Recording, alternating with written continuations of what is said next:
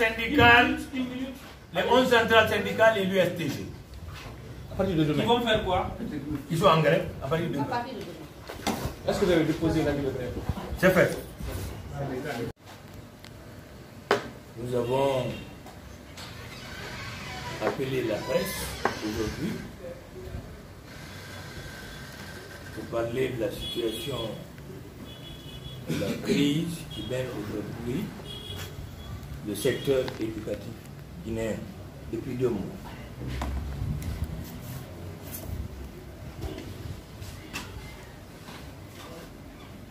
Il vous souviendra tous que depuis quelques années, nous sommes dans des tumultes dans le secteur éducatif. Nous avons pu signer des protocoles d'accord, notamment pour les 40%. La grève aussi avait perduré. Nous nous sommes retrouvés. On a discuté, c'est précipitamment que le gouvernement nous a appelés à la Banque centrale. Nous avons échangé avec tout le gouvernement.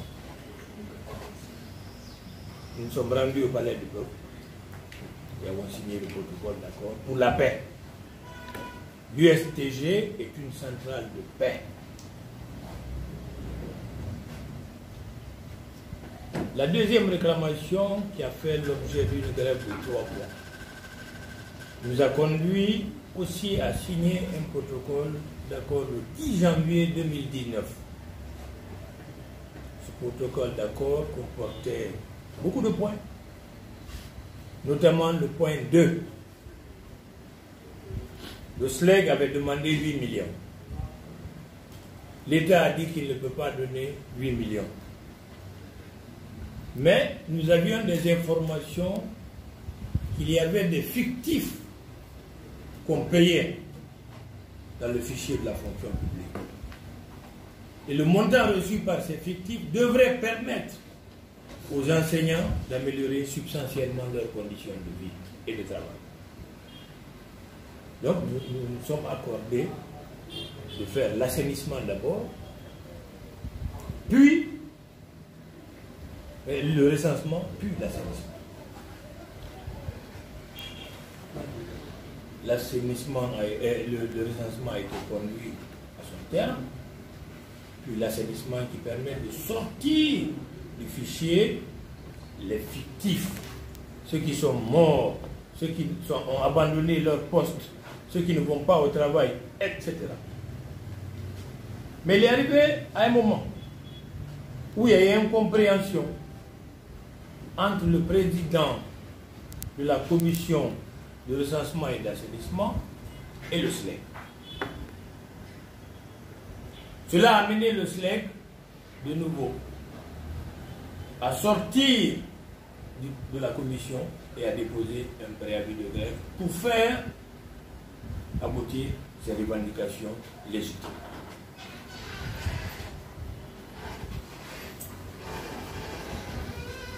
Nous avons écrit au gouvernement pour dire au gouvernement, nous voulons qu'on se rencontre pour qu'on discute, qu'on aplanisse les positions et qu'on trouve solution. Le gouvernement nous a favorablement répondu. Nous avons commencé à négocier, à discuter. Entre-temps, par le fait des businessmen des conflits, on a arrêté certains de nos camarades. Le lendemain, au moment où nous devrions entamer les négociations, compte tenu du fait que nos amis étaient en prison, et l'USTG n'acceptera jamais, pour quelque raison que ce soit, qu'un syndicaliste soit en prison. Nous n'accepterons jamais. Le cas de Mara à Bokeh, le cas de Touré au port en ont une forte illustration. Nous avons dit que nous ne pouvons pas négocier tant que nos camarades sont en prison.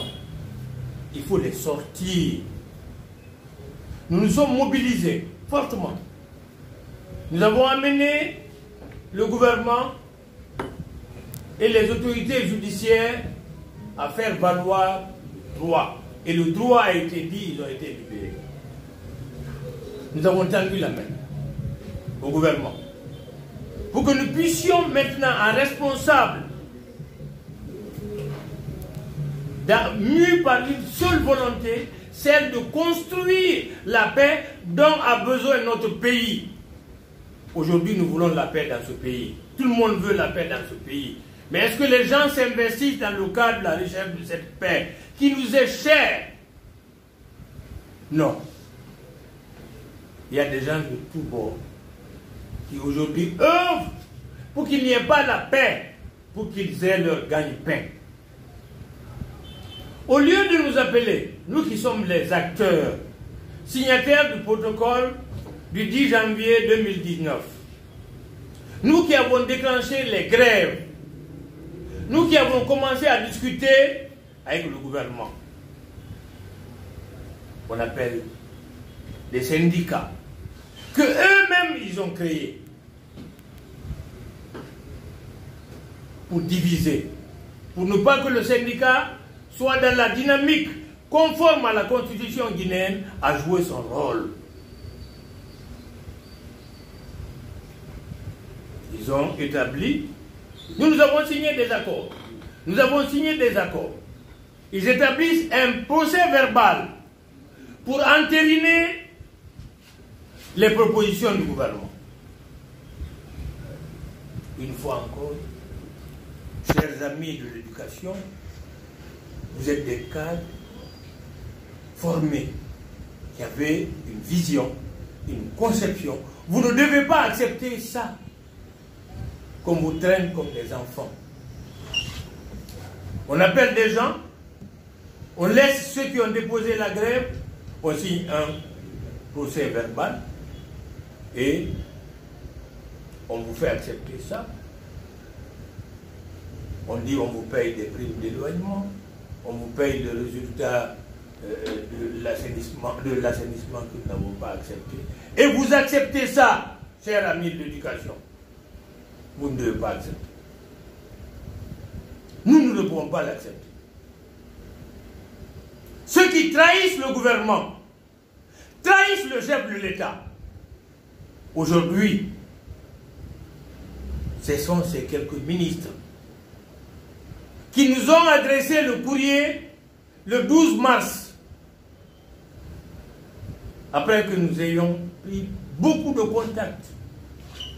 Certaines presses, sans connaître, parlent d'ailleurs de nous. Ils sont dans leur rôle, nous les laissons. Mais la presse a un rôle important. C'est celui de former et d'informer, mais objectivement. Ils nous adressent un courrier, après nos démarches, après nos contacts, pour que nous puissions ensemble aplanir la crise dans le secteur névralgique guinéen. Qu'est-ce qui vaut l'école? Aujourd'hui en Guinée, on nomme des gens pour s'occuper de l'éducation, quelquefois qui n'ont même pas le baccalauréat. Comment peuvent-ils, dans ces conditions, pouvoir apporter le savoir à nos enfants qui constituent l'avenir et le devenir de notre pays? C'est une inquiétude. Donc, quand nous avons reçu le courrier, nous avions la joie au cœur que nous pouvons nous entendre pour sortir de cette crise qui, je le dis en parenthèse, n'est pas politique. Les centrales syndicales dignitaires ne font pas la politique. Nous ne sommes pas politiciens. Nous jouons notre rôle régalien de défendre le travail et les travailleurs. Donc nous avions la joie d'aller discuter avec le gouvernement pour que solution soit trouvée. Malgré tout ce qu'on dit de nous, on nous traite de tous les noms d'oiseaux, mais nous sommes des hommes publics. Nous l'acceptons. Nous nous battrons, nous sommes des gens, des hommes et des femmes sacrifiés pour défendre le droit des travailleurs et du travail. À notre fort étonnement, camarades, dans l'après-midi et à 17 h, on nous envoie un courrier pour dire, compte tenu de l'arrivée des chefs d'État, nous ne pouvons pas respecter notre engagement de venir discuter avec vous. Nous reportons la rencontre. Aujourd'hui, la presse, vous devez vous interroger si ceux-là qui ont reporté cette rencontre pour que nous puissions dénouer la crise dans la paix autour de la table, sont oui ou non des ennemis de l'éducation, sont oui ou non les ennemis du peuple de Guinée, sont oui ou non les ennemis du gouvernement. Ils sont contre la Guinée, mais l'histoire jugera, et l'histoire seule, je le dis ici, et que ce soit entendu ici et ailleurs. Nous voulons discuter, nous voulons avoir une solution apaisée. Nous ne sommes pas des brûleurs de pneus. Nous ne sommes pas des bandits dans la rue. Nous sommes des cadres, des hommes et des femmes qui ont des capacités intellectuelles, des capacités sociales, de mener un débat autour de la table et d'arriver à une solution consensuelle. C'est ça la négociation. Que chacun comprenne l'autre et que vous ayez une médiane qui vous permet de sortir de crise dans l'intérêt supérieur de l'éducation. Il y a aujourd'hui des membres du gouvernement qui sont contre ce pays, qui empêchent que nos enfants aillent à l'école, qui empêchent à ce que le système éducatif fonctionne normalement. C'est inacceptable. On compromet l'avenir de nos enfants. Vous, les parents d'élèves, vous acceptez ça. On compromet l'avenir de nos enfants. Vous, les professeurs, vous, les enseignants, vous acceptez ça. Parce qu'on vous a donné une prime d'éloignement. Parce qu'on vous a donné 540 000. On vous bafoue dans votre dignité. On vous insulte et vous acceptez. L'USTG ne l'acceptera jamais. Nous voulons la paix, mais la paix dans la sincérité, dans la discussion responsable, en tenant compte de l'avenir de notre pays. Aujourd'hui, nous sommes face à un ennemi mondial qui est le coronavirus. Les gens ne conscientisent pas ce mal planétaire. Ils veulent provoquer des remous sociaux parce qu'ils y trouvent leur intérêt. Aujourd'hui, c'est leur intérêt qui compte. Mais chacun de nous doit avoir peur de l'histoire. Un jour, l'histoire va rattraper chacun de nous dans ce que nous faisons. Au-delà des mensonges qui sont proférés ça et là, ils font ceci, ils font cela. Au-delà de ces mensonges, l'histoire est sereine. L'histoire est le seul témoin inébranlable de la vie. Nous avons répondu au courrier du gouvernement pour leur dire que nous ne sommes pas d'accord. Nous voulons toujours la discussion.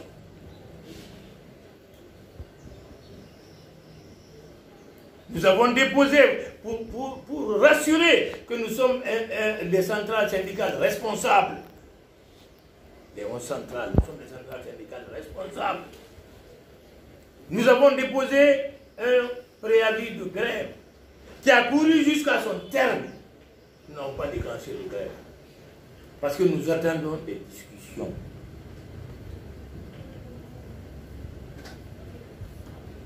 Mais on nous provoque. Trop, c'est trop. Nous sommes fatigués. La récréation est terminée. Les parents d'élèves, les enseignants, les travailleurs de tous bords, conscientisons l'événement. Lèvons-nous pour sauver nos enfants. Pour que nos enfants demain soient à la hauteur des enfants des autres pays. Quand on parle du Sénégal, quand on parle de la Côte d'Ivoire, quand on parle du Niger, du Mali, on dit les enfants sont au top de la technologie mondiale. Et les Guinéens, parce qu'on refuse depuis 5 ans qu'on étudie. Amenons le gouvernement à s'asseoir et à discuter. Aidez-nous, parents d'élèves. Aidez-nous, enseignants. Aidez-nous, travailleurs de Guinée. Il s'agit de nos enfants. Il s'agit de nos enfants. C'est l'avenir de nos enfants qui est compromis. Et par conséquent, l'avenir de notre pays. Donc nous devons nous lever.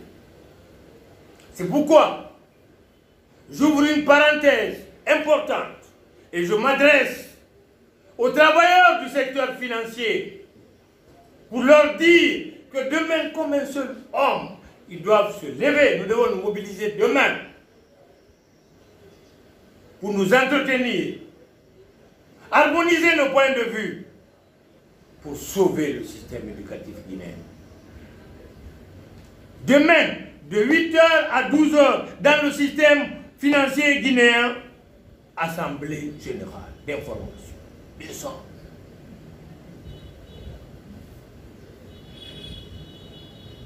Je ferme la parenthèse. Je demande à toutes les fédérations affiliées à l'USTG, à toutes les centrales syndicales signataires du préavis de grève, d'œuvrer inlassablement. Ce que nous faisons, c'est noble, c'est dans l'intérêt de notre pays. Nous ne devons pas replier. Pour barrer la route aux ennemis du peuple, aux ennemis de l'éducation, qui sont aujourd'hui le ministère en charge du travail, le ministère en charge de la fonction publique.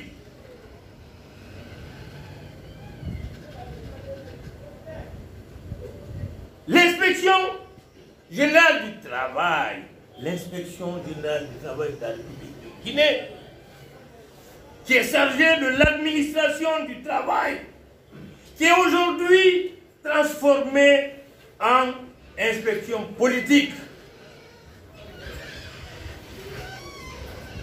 On a politisé l'inspection générale du travail qui ne joue plus son rôle.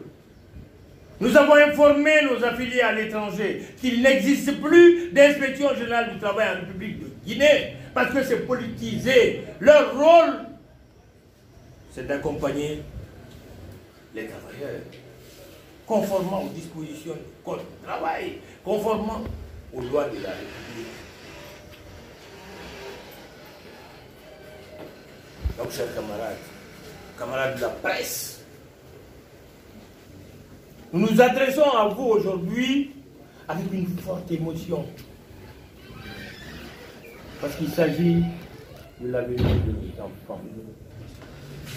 Mobilisons-nous, soyons debout. Notre courrier que nous avons adressé au gouvernement fait office d'avis de grève à compter du 19. C'est clair. Donc nous vous demandons tous, parents d'élèves,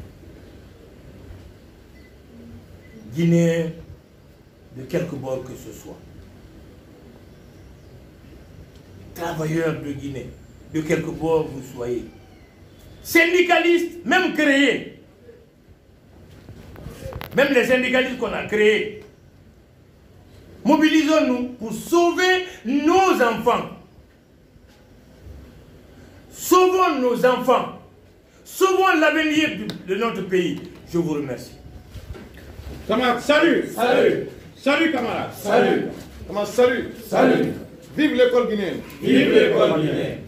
Vive les centrales syndicales guinéennes. Vive les centrales syndicales Vive guinéennes. l'unité syndicale. Vive l'unité syndicale. C'est vrai. Et à partir de demain, vous verrez. C'est vrai, c'est tout vécu parce que aujourd'hui, que tu sois banquier, que tu sois pêcheur, que tu sois cordonnier, tes enfants sont à l'école. Et nous ne luttons pas pour nous, nous ne luttons pas pour quelqu'un, nous ne luttons pas pour la politique, nous luttons pour que nos enfants aillent à l'école et qu'ils réussissent leurs examens de fin d'année. Donc, vous avez dit que dans le courrier que vous avez adressé au gouvernement, vous avez fait mention d'un préavis de grève, l'avis de grève à partir du 19 de ce mois ou bien... oui. Ok. Nous avons déposé un préavis de grève pour dire voilà nos revendications. Ce préavis de grève est arrivé à échéance. Nous n'avons pas de réponse. C'est la fuite en avant. Parce que les concernés ne sortent pas leur vrai visage. Ils sont contre ce pays. Ils sont contre même le gouvernement. C'est pourquoi ils ne veulent pas discuter avec nous. Parce que nous voulons discuter dans la paix. Pour trouver une solution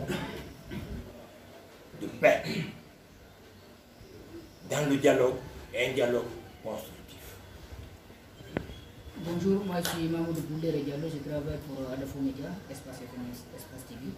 Je viens d'arriver, je souhaiterais que vous reveniez en détail, ou bien en bref, sur votre déclaration. Bon, Elle est limitée ou pas? elle est générale. C'est une grève de solidarité. Au Sénégal. Et jusqu'à vous compter aller, c'est ce qui Le terrain jugera. Ça dépend de nous tous, de toutes les forces en présence, parce qu'il faut le dialogue. Je vous remercie.